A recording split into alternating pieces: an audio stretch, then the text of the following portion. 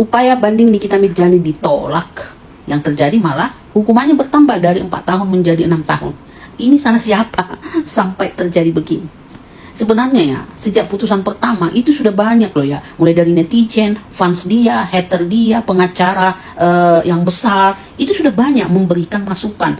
Seharusnya nggak usah lagi banding gitu. Hukuman 4 tahun itu sudah sangat ringan. Dan dia juga sudah menjalani masa tahanan itu hampir setahun kan. Dan kalau dihitung-hitung, artinya dia itu tinggal menjalani hukuman setahun lagi. Setahun itu nggak terasa coy. Jadi harusnya dia itu menerima saja. Tapi entah kenapa, dia ini malah ngotot untuk tetap banding. Kita nggak tahu ini sebenarnya ide siapa ya. Ide dia karena waktu putusan pertama ya, dia itu ada ngomong loh. Pas hakim memutuskan bahwa hukuman dia itu 4 tahun, dia itu kaget. Dia bilang, aku aja nggak nyangka loh cuma 4 tahun. Tadinya aku kira 8 tahun gitu. Jadi dia sendiri di hati kecilnya sudah menduga-duga bahwa dia itu akan dijatuhi hukuman 8 tahun. Dan kaget ternyata 4 tahun. Nah ini mungkin membuat dia itu jadi percaya diri, jadi pede sekali. Dia mungkin berpikir di sidang ini aja, di mana banyak sekali sikapnya yang tidak menghormati persidangan, dia cuma dihukum 4 tahun. Artinya kalau dia banding, mungkin dia bisa bebas. Mungkin begitu ya pikiran dia, sehingga dia ngotot untuk banding lagi. Yang kedua, mungkin ini ide dari pengacaranya ya,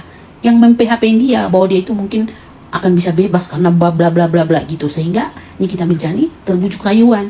Padahal ya harusnya NM ini sadar di mana-mana pengacara ya pengen job yang lebih panjang biar duit ngalir terus, ya enggak. Jadi harusnya dia itu mendengar saran-saran dari orang luar, bukan dari pengacaranya. Karena pengacara mah pengennya si jobnya panjang, ya enggak. Jadi sekarang kalau sudah begini, apa mau dibilang, ya kan? Jadi kalau menurutku ya sudahlah, terima sajalah ya. 6 tahun itu hitungannya mungkin sekitar 3,5 tahun juga itu nanti dengan potongan-potongan kalau dia bersikap baik, ya kan. Ya udahlah, itu nggak terasa. Jadikanlah ini menjadi pelajaran introspeksi diri selama di penjara ya. Nggak usah lagi mau kasasi lah, mau menuntut si anu, menuntut si anu. Udah nggak usah, itu buang-buang duit. Karena aku yakin ya duit CNN ini udah mulai habis ya, karena pasti banyak biaya kan selama persidangan ini. Nah kalaupun ada sisa duit, udahlah itu simpan untuk nafkah anak-anakmu selama beberapa tahun ke depan. Nggak usah lagi harus menuntut ini begini. Udah ya, cukuplah ya.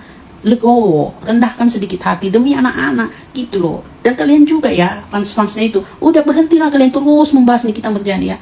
Ini kan menunjukkan bahwa sebenarnya kalian itu memang pansus doang sama kasusnya Nikita Mirzani. Bayangkan ya, Nikita Mirzani itu udah divonis ya, artinya sudah selesai. Tapi kalian perhatikan nggak itu? Fans-fansnya itu tiap malam masih komal, masih berantem, nggak ada hubungannya sama Nikita Mirzani, tapi mereka tak mengaitkan itu dengan kasusnya Nikita Mirzani biar penontonnya banyak. Tiap malam itu maki-maki, berantem lah dengan ini. Terbuktikan bahwa sebenarnya kalian itu cuma pansus doang sama kasusnya Nikita Mirzani. Bayangkan ya, setiap malam sampai hari ini kalian itu masih terus ribut, komal-komal berantem. Yo, yang berantem itu sesama kalian, tapi kalian itu selalu menyangkut pautkan dengan Nikita Mirzani. Kasihan kan Nikita Mirzani?